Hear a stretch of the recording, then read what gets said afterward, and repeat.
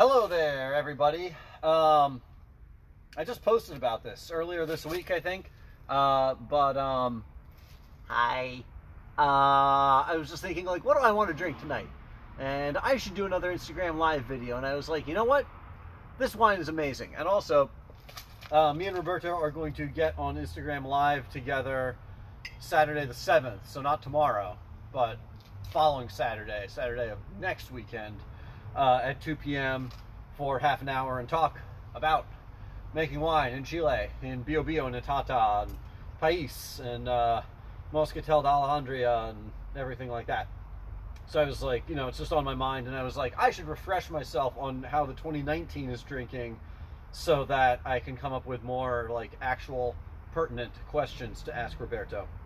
This is made by Roberto Henriquez in southern Chile. I call it southern Chile, even though it's not. Like, Chile is a very long country. There's south, and there's more south, and more south, and south, and south, more south. This is pretty south, though. This is like 300 miles south of Santiago. So this is out there. Down there, I should say. There's my glass. Hello, glass. So this is Pais. Pais is either Listan Prieto from the Canary Islands, or it is a cousin of Listan Prieto, descendant, offspring of Listan Prieto, that is native to South America. I am not 100. I have been told both. I am not 100% sure. It's lovely though.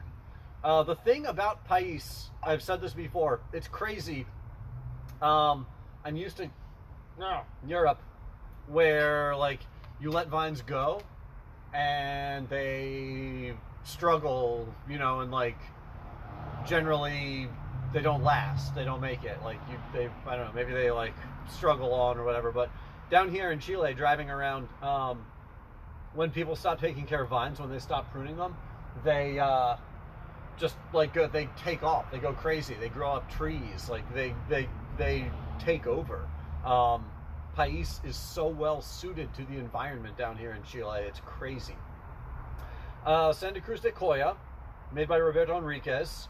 Roberto Henriquez, super nice, amazing, also a very talented guy, who, correct me if I'm wrong, grew up around Concepcion, not Talca. Hey, there's a question I should ask next weekend. Was exposed to winemaking, like traditional local winemaking, when he was young.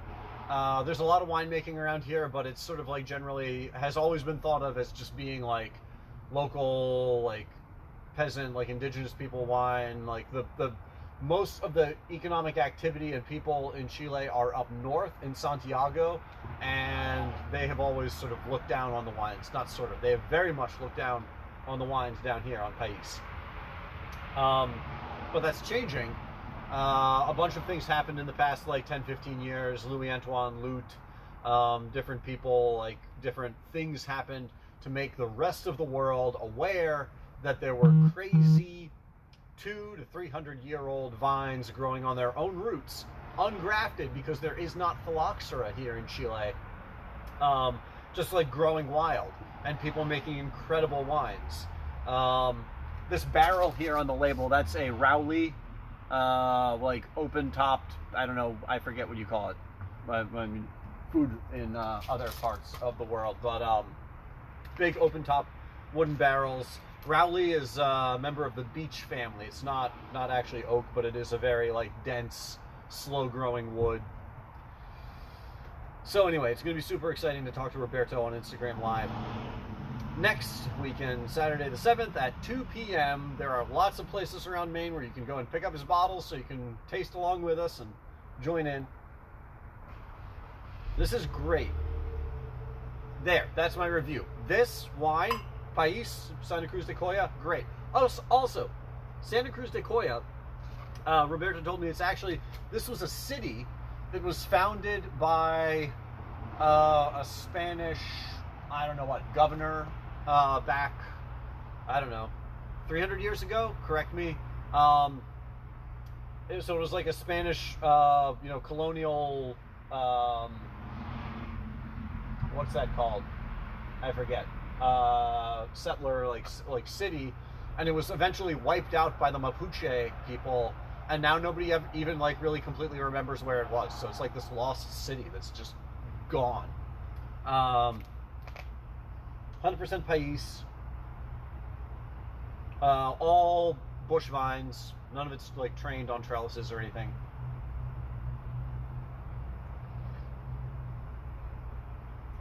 This is so good. It is so clear. The flavors are so clean. It's so electric. It is so alive. Even more like, so the reds from this vintage I've had so far now are this, Notre Tinto, and Pais Franco. Pais Franco is prettier and more supple. Notre Tinto more muscular. This, the Santa Cruz de Coya, is the most like electric, racy, vivid, lovely of them.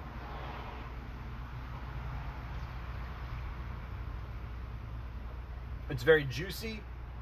Has some tannic structure. Not like a ton, not aggressive, but like a little bit of like a dryness. Black pepper, like curranty sort of thing that lingers after the finish. Raspberry. It's so, I cannot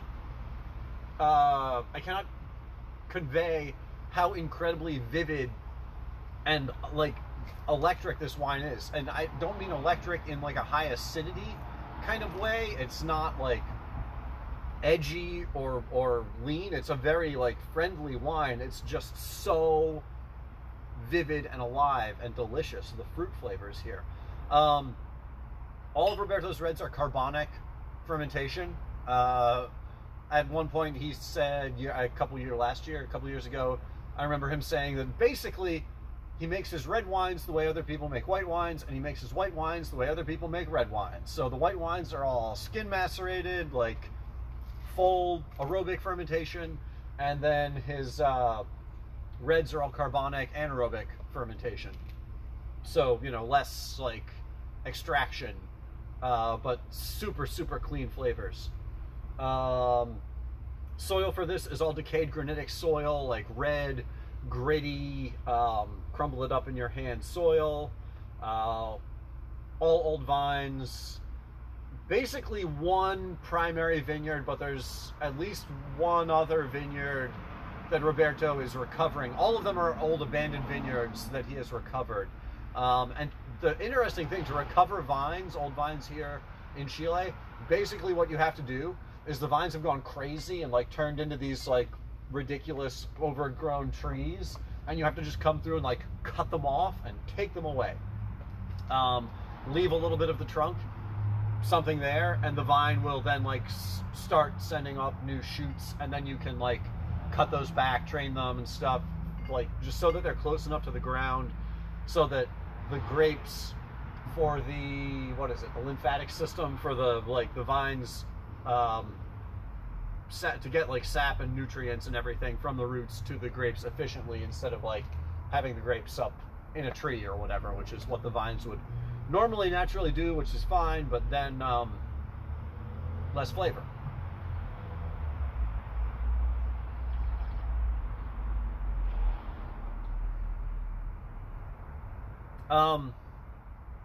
This is just so good. It's really interesting because I work with a couple of other people who make amazing pais that are right here, like near Roberto, who are friends of his. This is very much the most like developed of them, the most refined, but it's so beautiful and alive.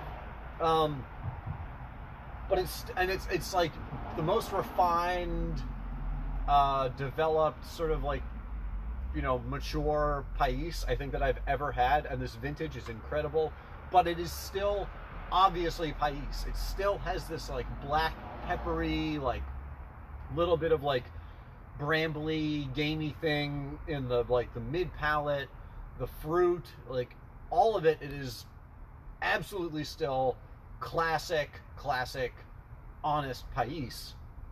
It's just a little bit like it's just so clean.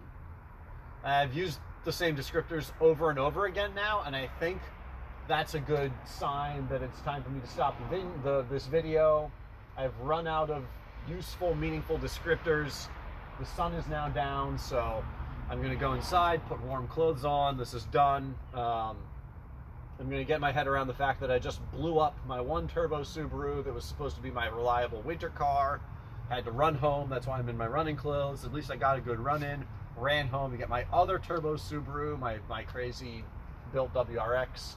Luckily, there's still like a couple of months before it's really, really winter, so I can put a new motor, new bottom end in my my turbo legacy station wagon and make it more awesome than currently. It's basically a giant paperweight.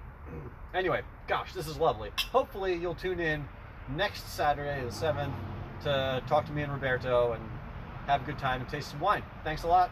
Have a good evening. Bye.